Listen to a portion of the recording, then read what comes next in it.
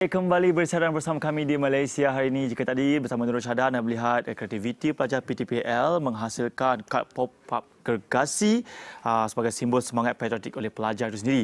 Dan sekarang kita nak juga bincangkan tentang bagaimana persediaan guru itu sendiri dari segi pengajarannya untuk mendidik lagi generasi muda untuk tampil kreatif di masa hadapan. Dan sekarang kita di segmen tajaan Pelan Pembangunan Pendidikan Malaysia, persediaan ataupun penyediaan tenaga yang berkemahiran. Kerana apa? Kerana kualiti guru merupakan faktor berasaskan sekolah ini paling signifikan dalam menentukan keberhasilan guru. Nak tahu juga senario dalam sistem pendidikan ini dalam jangka masa 5 ke 10 tahun akan datang. Dan itu kita nak bincangkan tentang ini. Kita bersama dengan dua tetamu saya pada pagi ini, iaitu Profesor Datuk Dr. Kamaruzaman Sophian selaku Pengarah Urusan Pusat Penyelidikan dan Fabrikasi Suria Malaysia SURI, dan juga di sebelahnya Encik Kadir bin Ismail selaku Pengarah Urusan HBE Gratings yang Berhad Pusat Penyelidikan dan Fabrikasi Suria Malaysia. Selamat datang ke Malaysia hari ini. Okey, sebelum kita mulakan sedikit, kita tahu juga agaknya mungkin Datuk boleh terangkan dulu tentang institusi Datuk sendiri, iaitu Institut Penyelidikan Tenaga Solar SERI ini. Apakah agaknya latar belakang atau sedikit banyak tentang institusi itu sendiri? Terima kasih. SERI ataupun Institut Pendidikan Tenaga Suria ditubuhkan pada tahun 2005 oleh Kementerian Pendidikan Tinggi ketika itu, dan SERI ditempatkan di Universiti Kebangsaan Malaysia. Di Universiti Kebangsaan Malaysia kita ada lebih kurang 14 fakulti yang lebih bersifat disiplin. Tetapi di institut kami lebih bersifat multidisiplin. Jadi antara aktiviti-aktiviti SERI adalah, satu, kami lihat kepada polisi tenaga. Yang keduanya kita lihat kepada teknologi tenaga suria itu sendiri. Seterusnya teknologi tenaga suria itu seperti teknologi untuk penyejukan, pengeringan dan juga untuk proses-proses haba yang lain. Dan seterusnya SERI juga melihat kepada impak sosial teknologi tenaga suria itu sendiri. Akhirnya juga SERI juga melihat kepada ekonomi tenaga. Macam mana nak model tenaga. Kalau ada berlaku kenaikan harga minyak 1 sen katakan, apa impaknya terhadap sistem-sistem terhadap negara sendiri. SERI juga menawarkan program masters dan kedoktoran, iaitu antara yang satu-satunya di rantau ini, itu dalam bidang tenaga keterbaruan. Buat masa ini kami ada lebih kurang dalam 50 pelajar PhD dan 10 pelajar sarjana daripada hampir 20 negara dalam dunia lah. Kami juga mempunyai hampir lebih kurang 30 patent, lebih kurang 5 hak cipta dan juga 4 tanda dagangan.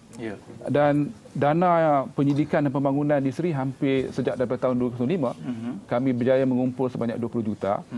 Dan seterusnya kami juga telah berjaya memenangi beberapa anugerah inovasi di peringkat kebangsaan dan antarabangsa. Antaranya adalah anugerah Islamic Development Bank untuk sains teknologi, dan juga anugerah ASEAN Energy Award.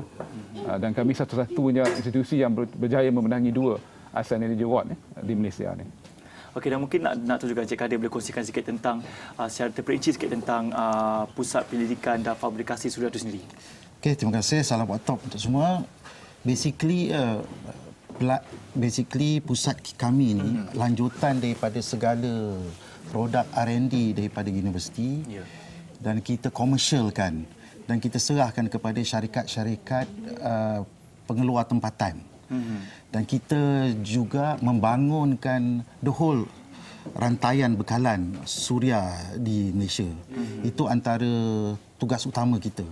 Di samping itu juga 3 komponen utama yang kita titik beratkan, iaitu penyediaan tenaga pakar, sama ada mahir dan separa mahir, dan itu dengan kerjasama dengan Kementerian Pendidikan. Yang keduanya, kita memberi khidmat nasihat komersial dan juga teknikal kepada syarikat tersebut. Dan yang terakhir sekali, kita mempromosi produk-produk berkaitan suria di dalam dan di luar negara. Dan bercakap tentang itu juga, kita lihat sekarang ya, Plan Pembangunan Pendidikan Malaysia 2013-2025 ini, mungkin Datuk boleh cerita sikit bagaimana Datuk melihat kesinambungan ia sendiri dalam melahirkan ataupun menyediakan tenaga berkemahiran yang diperlukan dalam menghadapi abad yang ke-21 khususnya.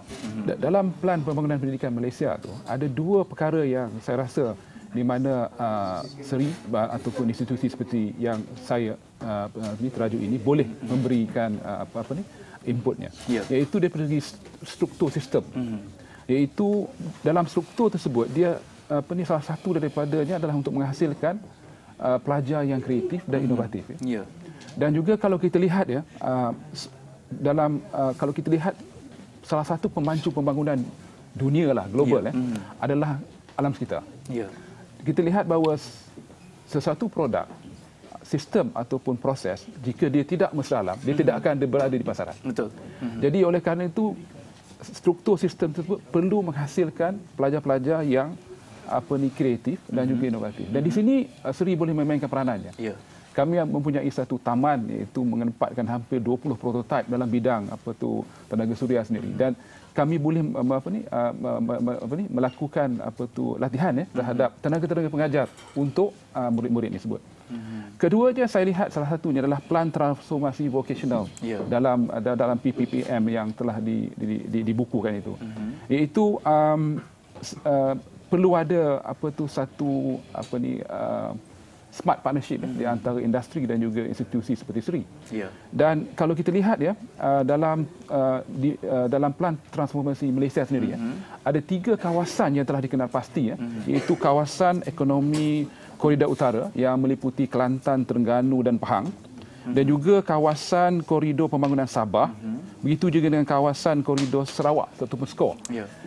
Salah satu elemen penting dalam kawasan ekonomi adalah penggunaan adalah teknologi tenaga suria. Di sinilah kami boleh memainkan peranan kami, di mana segala latihan dan sebagainya kami boleh lakukanlah untuk basically untuk memberikan kemahiran kepada tenaga-tenaga pengajar. Tak kiralah sama ada dia guru di sekolah vocational ataupun sekolah-sekolah akademik biasa. Kemahiran tertentu. Dan mungkin di hadapan saya sekarang ni ada satu model yang mungkin Cik Kadir nak jelaskan juga, yang bawah ni ada sistem tenaga solar sebenarnya, suria itu sendiri. Ya, benar. Sekarang ini kerajaan melalui Sustainable Energy Development Authority dia ada buat satu program yang dinamakan Feed-in Tarif Program. Yang mana setiap rumah boleh memasang solar itu sendiri untuk menjana elektrisiti. Jadi contoh yang kita ada di hadapan ini adalah model bagaimana fungsinya solar tersebutlah. Bila kita boleh buka pintu aja, elektrisiti on dan sebagainya. Memudahkan masyarakat. Mungkin sedikit boleh dikongsikan sedikit tentang pandangan kalian berdua, Datuk dengan Cik Kadir sendiri, tentang sistem senario penyelidikan kita dan ke masa 5 ke 10 tahun datang. Mungkin dikongsikan sedikit pandangan masing-masing. Begini saya kira ada beberapa perkara yang perlu dititik beratkan dalam menjayakan PPPM tersebut. Satu adalah komitmen daripada top management. Komitmen itu perlu ada. Dan daripada peringkat sokongan sehingga ke peringkat pentadbiran dan peringkat tertinggi selepas itu perlu ada komitmen yang tinggi.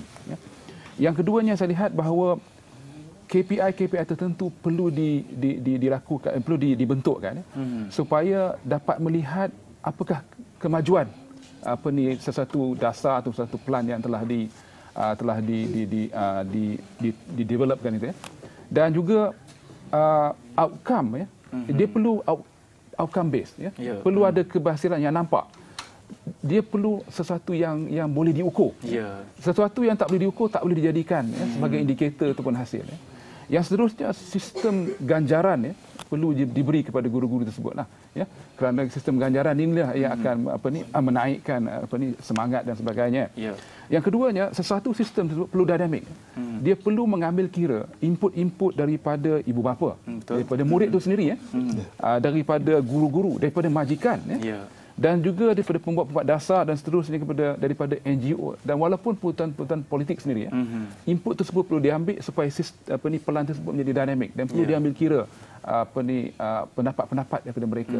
Dan juga banyak faktor yang sebenarnya membantu dalam melahirkan lagi mungkin tenaga-tenaga pengajar yang boleh mendatangkan orang kata lebih sempurna ataupun kemudahan buat masyarakat Kelantan. Terima kasih banyak diucapkan buat dua tetamu kita pada pagi ini, Profesor Dato' Dr. Kamaruzaman Sophian dan juga Encik Kadir bin Ismail kerana bersama kami di Malaysia hari ini. Terima kasih banyak. Kita akan berehat seketika. Kita akan bersama dengan kumpulan band Kotak.